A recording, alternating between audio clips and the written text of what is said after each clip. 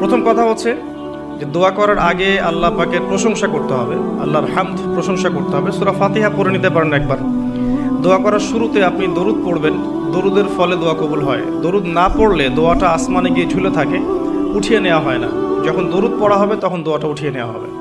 দোয়া করার কিছু টেকনিক আছে, যে কিভাবে কি দোয়া করলে কবুল হবে, কখন দোয়া করলে কবুল হবে, এগুলো বুঝে দোয়া করতে হবে।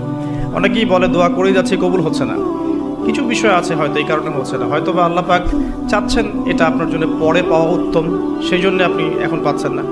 হয়তো বা আল্লাহ পাক আপনাকে পরকালে দিবেন বলে জমা রেখেছেন, হয়তো এই জন্যে পাচ্ছেন না। অথবা হয়তো আপনার আকীদায় শিরক আছে, হয়তো এই জন্য হচ্ছে না। হয়তো বা আমলে বেদায়াত আছে, এই কারণে হচ্ছে না। অথবা আপনার রিজিকে কোনো হারাম কিছু আছে, মেবি এই কারণে আপনার দোয়া কবুল হচ্ছে না। অথবা আপনি তাড়াহুড়া করছেন। তাড়াহুড়ার ব্যাখ্যায় নবী সাল্লাল্লাহু আলাইহি ওয়াসাল্লাম বলেছেন যে মানুষ বলে আমি দোয়া করেই গেলাম, আমার দোয়া কবুল হলো না।